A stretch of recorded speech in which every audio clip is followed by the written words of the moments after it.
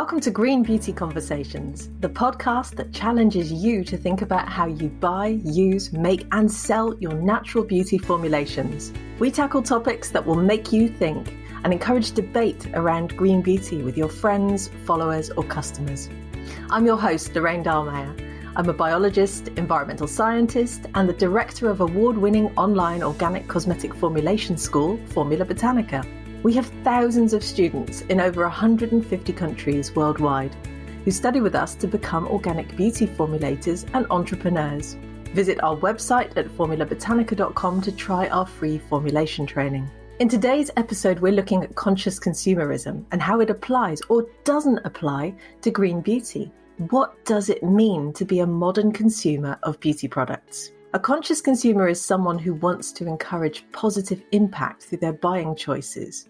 And I'm sure you can think of many examples where this might apply to your beauty products. It's a no-brainer that we should be aiming to encourage cosmetics companies to use sustainable packaging, ensure that their ingredients are sourced in an ecologically and socially responsible way, and to lower their carbon footprint.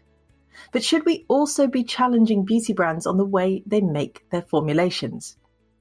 Most people would say yes, although there has been raging controversy throughout the beauty industry on this topic for years. Anyone who spends any time in the natural beauty sector will know that there is a polarised debate around the way ingredients are chosen and used. On one side, you have a hardcore group of naturalistas who reject synthetic ingredients, and on the other side, you have a group of frustrated chemists who are upset about their ingredients being vilified without science. So does conscious consumerism extend to people rejecting certain synthetic ingredients because they view them as being bad for them? Or is the green beauty industry being led by populism, where people are rejecting the cosmetics multinationals who they view as the shadowy elite in order to buy green beauty based on belief instead of fact? It comes down to that age-old question: is the customer always right? My first guest on today's podcast is Sam Farmer, founder of Sam Farmer Co., a unisex personal care range aimed at adolescent skin and hair.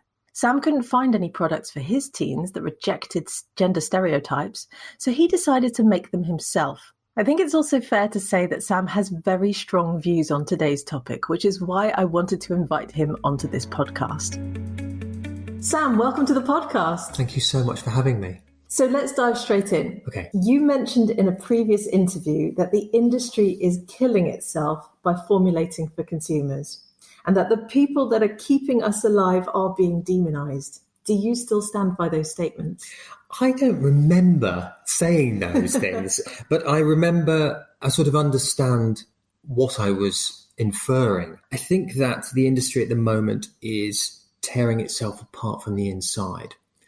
I think that we used to talk about efficacy and we used to talk about sort of fun phrases and lifestyle and things like that. And now we're talking about the individual ingredients far more. And independent brands generally have started this movement based around fear and about the knowledge gap that a consumer has in technical area of formulating products, and they're sort of seizing upon it and using words like toxic and dangerous and carcinogen and all these words that are very emotive. And of course, as a consumer, it's going to make you very worried. And brands that sort of say, we're not like that, we don't have any nasties or whatever that means.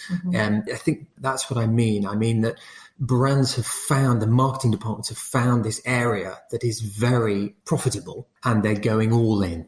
So do you think it's only indie brands doing it, or are you seeing it from other brands as well, bigger ones? I think indie brands started it, and there are many reasons why I think that. It's a really good move that the industry has allowed individuals to come into the industry and challenge the bigger brands. But unfortunately with that, the sort of restraints of science and formulation have been let go, and people have decided to sort of say whatever they want to say to sell their product, to compete with these big conglomerates. So it's great that more independents are coming into the industry, but the way they're trying to challenge the industry is not great. And bigger, they're a bit like oil tankers, these massive companies. They take a very long time to slow down and change direction. but they are now jumping on this bandwagon because they can see how profitable it can be. So do you think that consumers should have a say in the ingredients that are included in their formulations, which goes to the heart of our podcast today, really? Yes, it's a very difficult question because people take years, they do degrees, A-levels, PhDs, years of work experience formulating in laboratories, and to expect a consumer to be able to just understand cosmetic formulation from nothing to decades of experience is just not realistic. So if a consumer says to me, I don't want to have preservatives or I worry about certain surfactants, my question to them is always, what do you understand by that ingredient? And do you know what that is and how that works? And 10 times out of 10, they don't. Of course they don't, because they don't have the qualifications to do that. So I can understand us wanting to steer clear of certain things if we have sensitization issues or if there's a reason for doing it or a sustainability question. But again, that's a whole different area of raw material suppliers. Then yes, fine. You can do what you like. We can buy what we like, but it's not based on education. It's not based on knowledge. It's based on fear and ignorance created by these other brands. So what would you do if one of your customers then questions your choice of ingredients? Because I know, for instance, you make deodorants, Absolutely. which can be quite a contentious subject with certain consumers. Yeah. So how do you approach that? I formulate for teenagers, and I formulate a deodorant, an antiperspirant, actually, that has aluminium chlorohydrate in it. Now, if at the moment, that is the most effective ingredient that we have to combat body odor. And as an adolescent, what you don't want to do is have BO at school. And the reason why they use deodorants and antiperspirants is to not have that. So if I don't formulate with the correct ingredients to combat that, they're never going to buy it again. And there's nothing wrong with aluminium chlorohydrate. It's massively tested. It's passed the CIR panels. We're not allowed to use ingredients that are not safe and tested.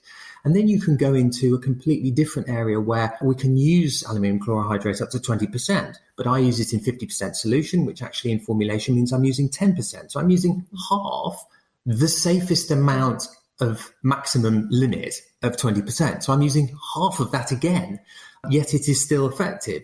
And also people think of aluminium, they think it's metal, you're putting metal on your skin, it's going to go into your body. Well, you're drinking aluminium in your tap water because we use it to filtrate water, to attach to the heavy metals, to clean our tap water.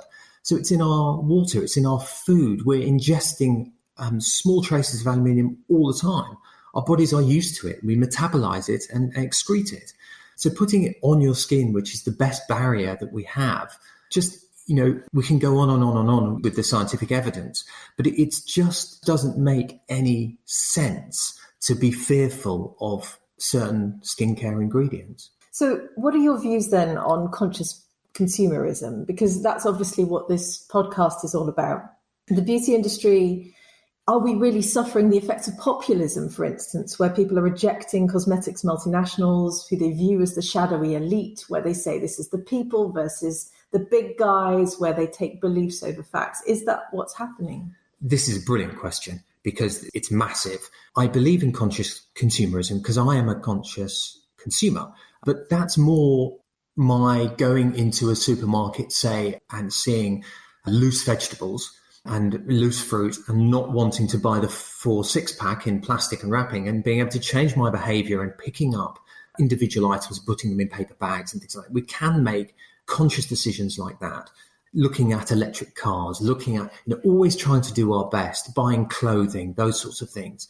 But in our industry, we don't sell individual, we're not selling potatoes and cabbages. We're selling complex chemical formulations. And yes, we need to be looking at where these individual ingredients come from, but we are restricted by the global raw material suppliers. And I think they are now becoming conscious of where they source their ingredients from. But on a much bigger scale, on this sort of global scale, global cosmetics companies need huge amounts of chemical raw materials. And the sort of the reality of our industry doesn't equate to what the consumer thinks they're getting. And there are some great raw material suppliers coming up, but they still face the same problems that everyone else is facing. Shea butter, we don't have the shea nut in the UK. We don't have it in Europe. So we're going to have to transport that over from Africa generally. Same with mangoes, the same with almonds, the same with... So, they sound lovely and great, but we're still shipping them over in huge barrels and containers. So I think there's a duplicitous message there between consumers throwing their arms up saying that, the global suppliers are terrible, et cetera, I'm just going to, squeeze a raw material from my back garden. That's not realistic. And in reality, they're the same people that will nip into Boots and see 3 for 2 and buy it and don't really care where it's from because it's on such a good deal. So I think we have to face up to the realities of the industry and be more realistic with ourselves and be more truthful and honest with our behaviour. And I think the conscious consumer exists definitely. And I think we are moving in the right direction. But I think our industry is unfairly demonised in this area. Okay. So what would you say to people who view natural as being better then, tying in with what you've just said? I don't know what that means. I don't know natural better than what in what areas. A lot of us take vitamin C supplements. That's all synthetic. If we didn't use certain synthetic ingredients, our natural resources would be depleted. If we didn't use synthetic sandalwood would no longer exist, it'd be extinct. It saves things from extinction. And when it comes to, specifically in our industry, things like fragrance, there are far more sensitizers in essential oils than there are in synthetic fragrances.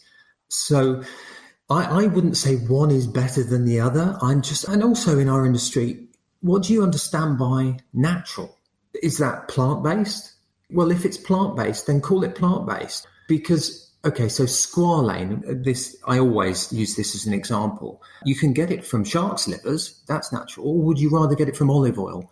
But if you're getting it from olives, it has to be deodorized, it has to be hydrogenated under huge pressure. So at what point does that then become synthetic? You can't possibly call squalane from olive oil natural because it's gone through dozens of synthetic processes. So I don't know. I think there's a conversation to be had about that.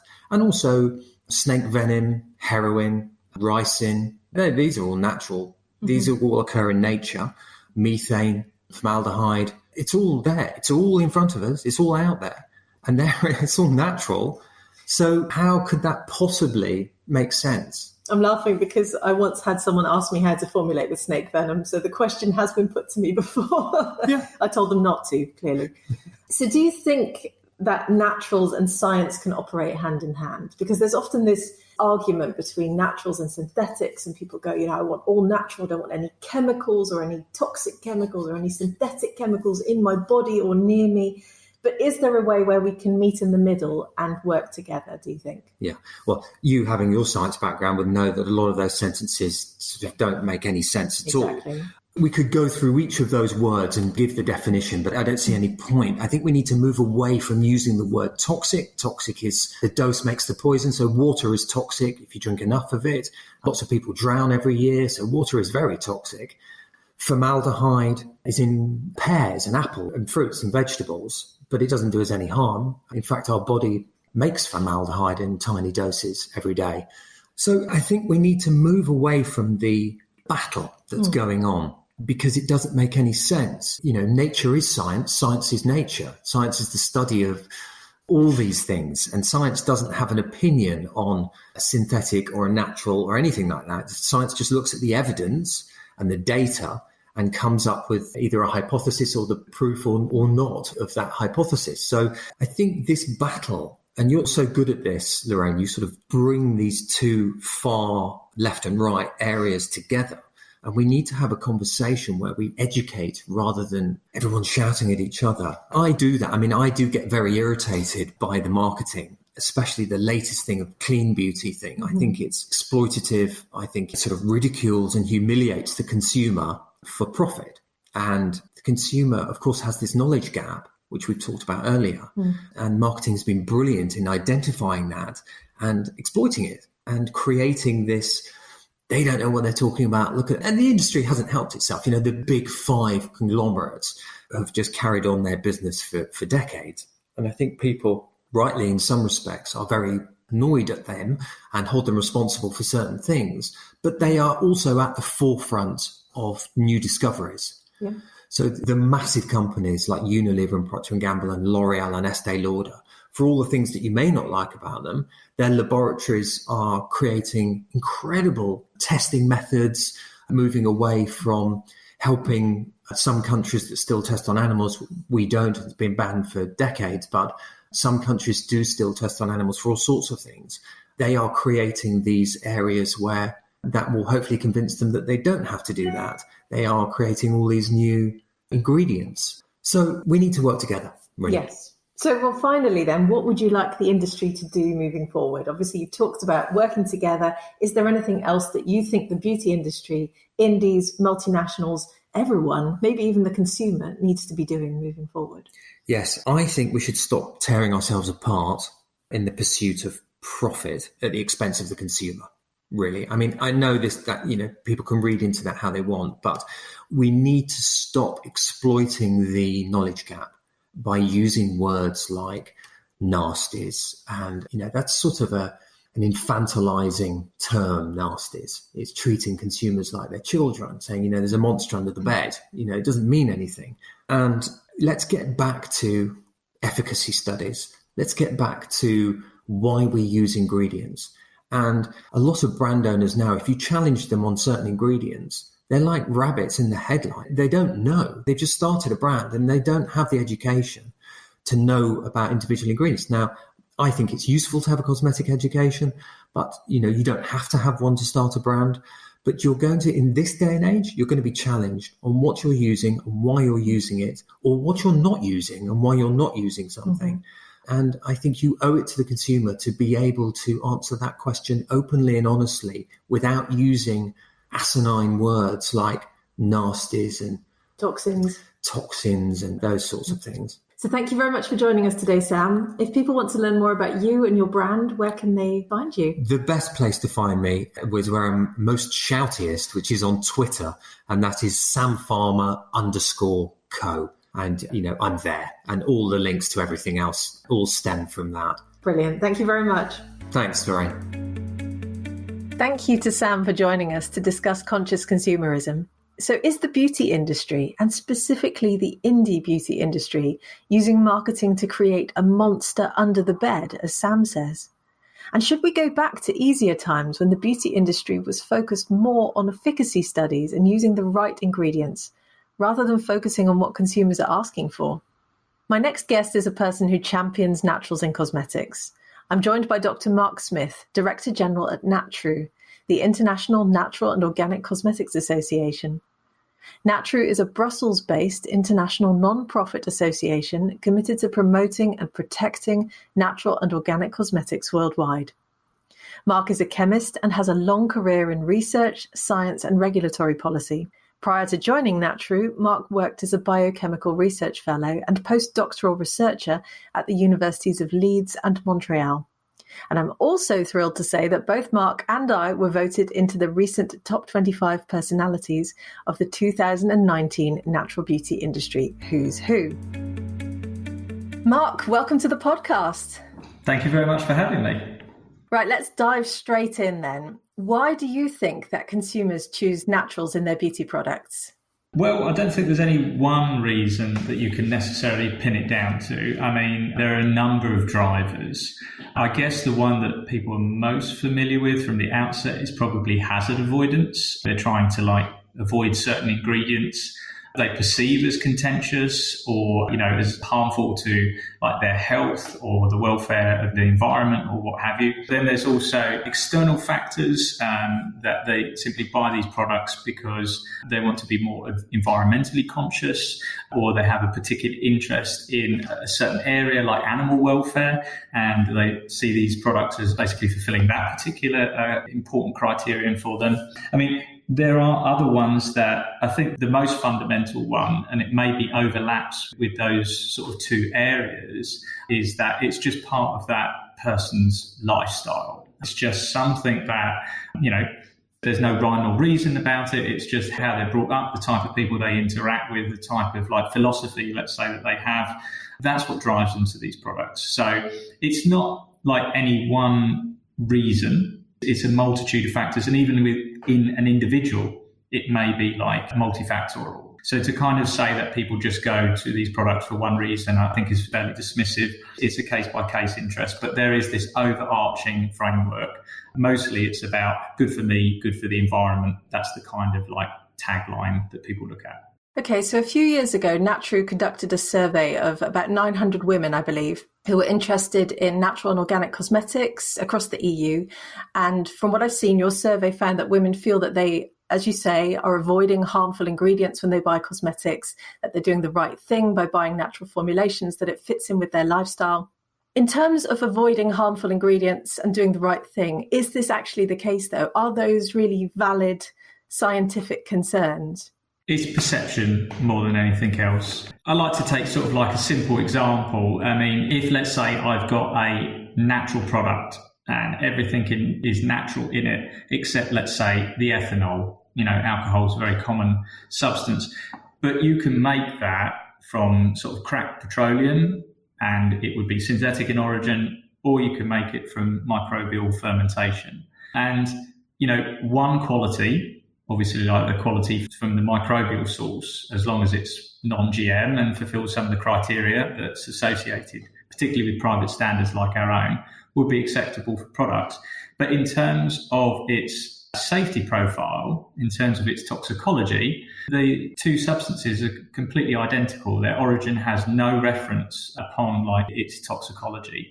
And I mean, of course, there are some substances which are like synthetic, which have like basically an extremely low toxicological profile and also a very low what they call ecotox profile, which means environmental toxicology. So, for example, they can be just as biodegradable, just as like sort of with no harm, let's say, to the environment, or, just as little harm as you might assume that a natural substance could be. But then, of course, you can have like some poisons from nature. You won't find them in cosmetics, but you'll find those like poisons in nature, and they are obviously like have a very high toxicity. So when you look at these things, I think you have to always look at this basis of hazard. This is how cosmetics are assessed. They're assessed on risk. So you look at risk is basically the hazard of the substance. So like how inherently toxic it is as a sort of chemical substance in its own right, on its own properties, on its merits, versus the exposure. It's even water. I mean, water is very innocuous, but of course, like it can be risky in a situation where you are not exposed enough to fresh water, so you dehydrate, or you're overly exposed to it as well. This can all upset the sort of like the natural balance and the homeostasis in your body. So it's kind of keeping it very simple. So I think in that case where you say that a synthetic is automatically bad is a perception. It is a driver, undoubtedly, for naturals, but just from that standpoint, the dividing line is more about claims and what is acceptable when it comes to what should be in a natural cosmetic. Of course, private standards like our own have a refined sort of palette, which kind of emulates much more what a consumer is likely to perceive an acceptable representation of a natural cosmetic should be. So you won't find certain what are in the public perception, conscientious ingredients within there. So there is some kind of assurance, let's say, that the consumer can have. But to say by default that, a natural product is, more healthy, more safe, when everything has to be safety assessed by law, is a really hard play to put down, because it's rather a subjective argument, and it's also dismissive of like all other products on the market. It would also be a rather strange business model for like any industry to put harmful ingredients in its product and affect the health and safety of its consumers. Because if your intention is to put, let's say, an ingredient that might severely harm or kill its consumers, it's not really a repeat business model. So there's a kind of logic there that I think you just have to break down and not really take everything at face value and really look at what does that mean to me when I'm looking at a natural cosmetic? It's just between perception and that kind of more, scientific regulatory approach, and just assuring that you really divide what is the difference between hazard avoidance, which is more about, let's say, perception, because safety is already guaranteed by law, and actually what we're more trying to do, like particularly here as Naturalistas Association, is we work on ensuring that the claims, natural and organic, are consistent with the expectation of the consumer. Okay, so let's talk about the issue of trust for a minute then. So certification bodies sometimes claim to offer trust to people who buy products that are labelled with their seal. On your Facebook page for Natru, for instance, it says true natural cosmetics are recognised by this seal. Mm-hmm. But why would consumers need their products to be certified in order to trust their formulations when arguably the regulations protect us from unsafe ingredients already, as you just mentioned? It's true in terms of ingredients. There is obviously it's a very well-balanced and strict piece of legislation that we have in Europe, fortunately, to protect the consumer. The predominant articles in legislation are there to ensure consumer safety. And that's all done through stakeholders at the Commission. We're part of that discussion as well at the Commission as an association. In terms of the private standards, the trust is more, at least from my perspective, is more about the interpretation of what is acceptable for a natural or organic cosmetic. So this is not that, we're saying that a true natural and organic cosmetic is, let's say, safer or what have you. This is much more about just the representation of what should go into a natural and organic cosmetic to substantiate that claim. In terms of legislation, you have regulation to define what you should do to have a not misleading claim. But unfortunately, within that context, you don't have anything which prescribes particular criteria that's also harmonised at European level in order to say, for a natural claim, this is when it would be considered appropriate and this is when it would be considered misleading, or like an organic claim or what have you. So that's where the kind of greenwash aspect comes in, but that really has to be separated from this more sort of hazard avoidance and sort of the question over that people might have over ingredients, from what is actually how you describe a product claim. Because, for example, you could have a natural cosmetic that could follow, let's say, the natural guidelines, not certified. They might use a synthetic fragrance, or they might use a preservative, which is not on our positive list because we recognise preservatives as long as they are quote unquote nature identical. So they basically exist somewhere in nature, although they are reproduced in the lab more often than not. So, ours is a refined representation, which is as close to the ethics and values and, if you like, a bit of philosophical approach that our founding members have for the representation of a product. But in an atmosphere where you don't have an official definition, it's kind of a bit of a personal argument, I guess, to say that this version of, a natural cosmetic is, for example, a Cosmos certified product versus a Natru certified product. We can say, yes, our standard is stronger on this bit, but at the end of the day, they're kind of both representations when you don't have one in legislation. So there are clear points of greenwash, but again, greenwash should be totally separated in the argument and not put in the same pot as hazard avoidance, because otherwise you start mixing everything up and I'm sure it starts to confuse the consumer and they really don't know at the end of the day. They may be gravitating towards products that, for example, just because it doesn't contain a paraben, they say, okay, that's acceptable for me. But actually the formula, aside from that preservative, is greenwashed, so there's these kind of gravitation towards certain things which are assumed to be good and assumed to be greener and assumed to be cleaner. But I think the trust comes from more the third party validation systems that we currently have to give that extra level of confidence in the product that it's been checked. And really, when a company makes that claim, it's being validated, it's being verified by a third party to an independent standard, and they can just have more confidence that it's not just the company making a self-declaration. it also demands the company to actually be more transparent in its supply chain, to basically say, this is the product I had, this is how it's made, this is its origin, so that, again, the characteristics, like let's take non-GM or something like that, can actually be preserved in order to ensure that the product is consistent with what the consumer, wants, basically. Okay, so let's come back to the core question we're asking in this podcast today, which is, should the industry then formulate with the consumer in mind, even if that means potentially rejecting ingredients that have a proven safety record? Because conscious consumerism for a lot of people means I'm doing the right thing by the planet. I'm avoiding ingredients that I don't like the sound of. I think the problem is, if you were to think about formulating to just what the consumer perceived as acceptable, you might find that today's safe is tomorrow's hazard. And you might find that the palette of acceptable raw materials starts to really decrease.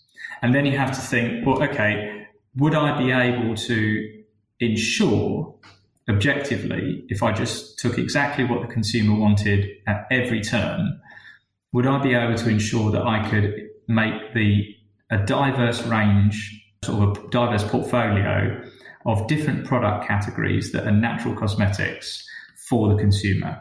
If I take titanium dioxide as an example, this is now seen as quite contentious, that could float around, and people could arguably say, okay, I'm done with this, I just want to remove it. But for natural cosmetics, it's used as a UV filter.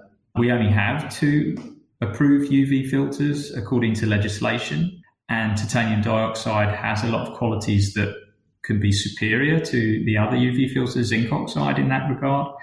It's also as a colorant, it's used in decorative cosmetics and such like. So you've just got to imagine that if you start to just dismiss an ingredient just because someone doesn't like it when it's safe, the problem is, what's the downstream impact then on when there is no safety question? Obviously, if there is, I totally understand it. But if there is no safety question, what's the downstream impact on the consumer then having access to all these, lovely products? Particularly in, let's say, sun care, if you've only got 2 UV filters and people are gravitating towards, let's say, mineral-based UV filters because they want, for any number of reasons. They may have read that there's a study that says it affects coral. They may have read a study to say that, it's healthier or safer or whatever. Any of those perceptions can drive them towards that. But if those products are not available in natural quality, what are they going to do? Not use sun creams, or they have to go to a sun cream that perhaps doesn't fit with their values?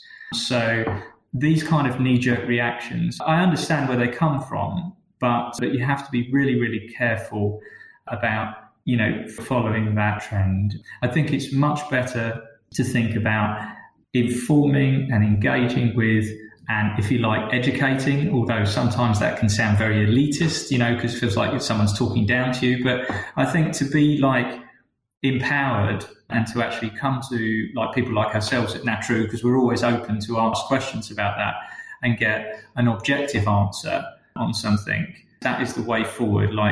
Empower your own decision making. You have the right to know and the right to choose, but I don't think companies should just be dismissing ingredients automatically. They may look on the market to say, okay, this ingredient is unfavorable. But you have that, for example, even in the conventional industry, you have people who won't make the parabens claim. And that has nothing to do with being a natural product. It's just because there are some claims that are there to differentiate yourself from square one on the shelf. And there are other claims after a period of time, maybe even the same claim, that to ensure your place on the shelf, you need to make that claim. But the cosmetics industry wants to protect parabens, fine, but they still make those no parabens claims, no silicon claims on their products. So yeah, it's an interesting one because, of course, paraben free is now one of the most popular claims. It's one of the claims that people most look for. And yet parabens, of course, are deemed to be safe, and the regulations protect them, and they also protect them from brands claiming that their products are paraben free. But yet, as you say, it's the difference between getting on the shelf and staying on the shelf, I suppose. I'll be interested to see where the industry goes with this one. Yeah. So moving on from the negative connotation of certain cosmetic ingredients, let's have a look at the positives.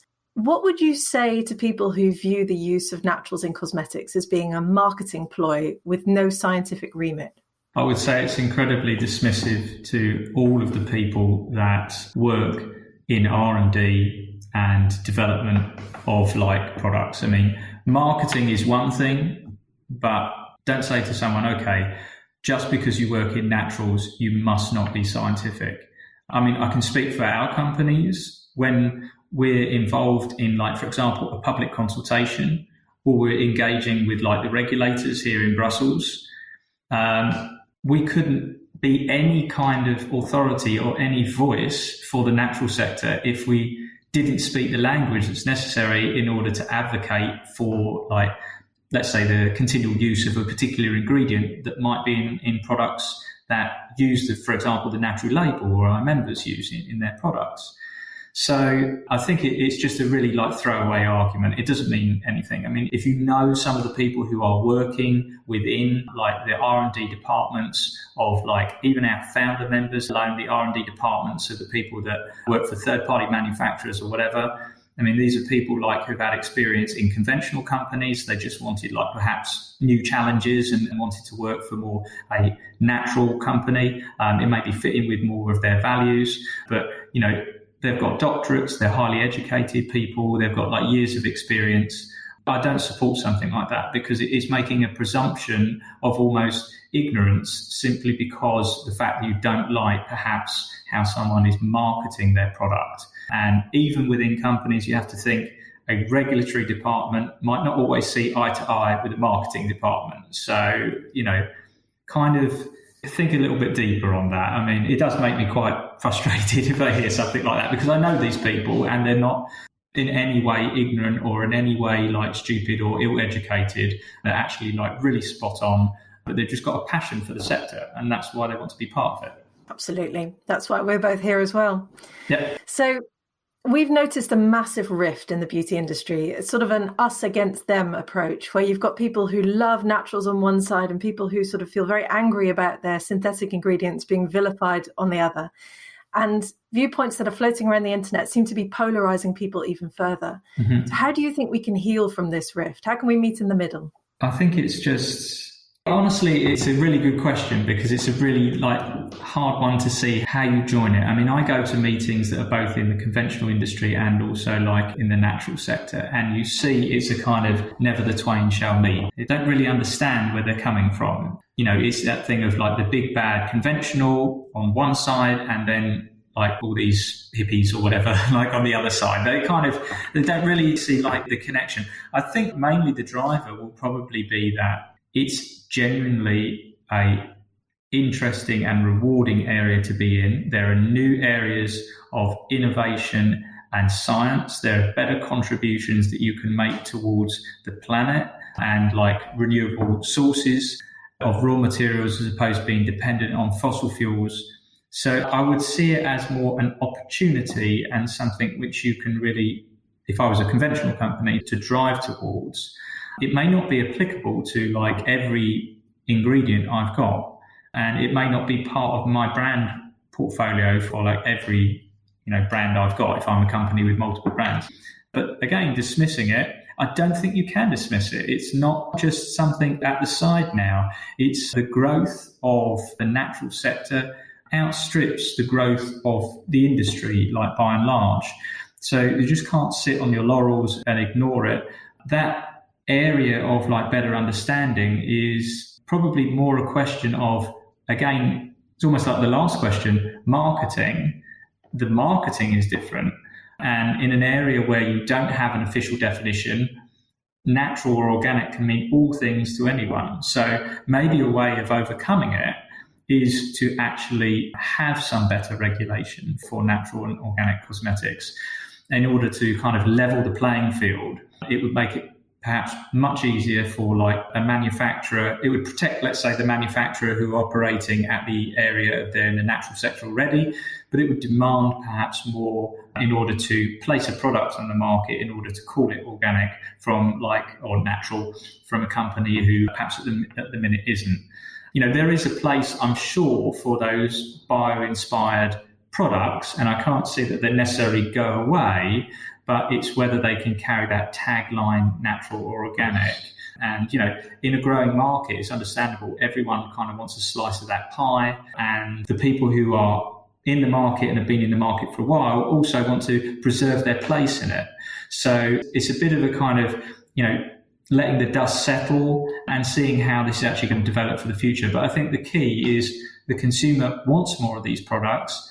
Let's really start innovating and generating more and more choice of more and more efficacious products, innovative products and such like.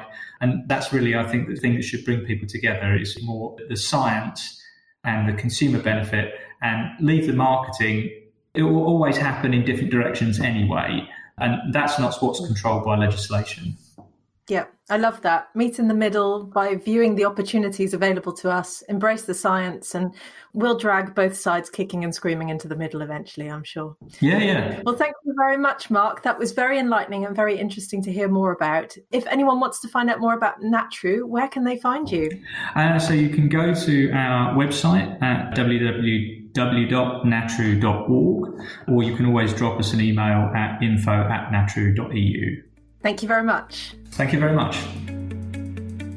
What do you think? Is it right that consumers challenge beauty brands on the ingredients they use? Or do you feel that we should leave the ingredient choices to the cosmetic scientists, even if that means using ingredients that aren't natural, and placing our trust in massive multinationals who are accountable to their shareholders? Is Sam right when he says the industry is creating fear for consumers? Or should we view naturals as an opportunity, as Mark concluded, and accept that customers are going to steer clear of ingredients that they don't like, and that there is very little we can do to stop this juggernaut? Our philosophy at Formula Botanica is that we want to meet somewhere in the middle. Whilst I agree with Sam that we should be helping to educate consumers on the science of their beauty products, I'm also fully aware of the fact that many of them don't want to or won't always get it. Also, despite having been trained as a scientist myself, I understand that science communication isn't easy, particularly when you're battling against an internet filled with misinformation and pseudoscience. After all, you can persuade through reason, but you win the argument through emotion. And ultimately, as Mark rightly highlighted, botanical ingredients can have a beneficial effect on the skin, and science has demonstrated that this is the case with many plants. Furthermore, natural beauty products often make people feel better about their choices, and this does contribute to their overall well-being. I do feel strongly that we should approach natural ingredients from a perspective of positivity. We choose naturals because we want to, because we think they can have a positive effect on our bodies and our lives. I don't feel that we should be choosing them, though, because we want to avoid the alternative. For that reason, here at Formula Botanica, we don't fearmonger. We don't use the word toxin in relation to cosmetic formulations. In fact, one of the first things you'll learn when you enroll for one of our award-winning online courses is that a lot of the so-called facts you read on the internet just aren't true. For instance, we don't absorb 60% of everything we put on our skin. You cannot possibly put a figure on something so complex. But if you had to, then it wouldn't be high. And it's very unlikely to be anywhere near 60%. Otherwise, we would turn into giant inflated bags of water every time we had a shower or went swimming. Nonetheless, I feel that conscious consumerism does have a large role to play when it comes to the sustainability of the beauty industry, which I feel is sorely lacking compared to many other industries. Sam is right in saying that we need to urgently look at the sustainability credentials of many of those natural ingredients, as well as the industry as a whole. I worked as an environmental scientist for over a decade before I took over Formula Botanica, and I can tell you that, as an industry, we are far behind on where we should be. As consumers, we should make sure that the natural botanical ingredients in our formulations are sustainable. We need to be challenging all beauty brands to demonstrate that they know where their ingredients have come from, how their formulations are made, what their carbon footprints are, what sort of beauty miles are associated with their ingredients, how much water is involved in making their products, whether their manufacturing processes produce air pollution. This is where conscious consumerism can really shine in beauty. So I want to hear what you think. Whatever your views on this controversial topic, I want you to join the debate and leave us a comment on our social channels. The Formula Botanica team and I love hearing from you, so come and tell us your views. Thank you for joining me and my guests for this latest episode of Green Beauty Conversations on conscious consumerism and beauty ingredients. I hope you enjoyed it. Make sure you subscribe to our podcast on iTunes or Stitcher and stay tuned for the next episode, in which I'll be asking whether indie beauty brands are selling out when they're bought by the big multinationals. Follow Formula Botanica at Formula Botanica on Facebook, Instagram, Twitter, YouTube or LinkedIn. We're everywhere. Visit our website at formulabotanica.com and sign up for a free formulation training class today.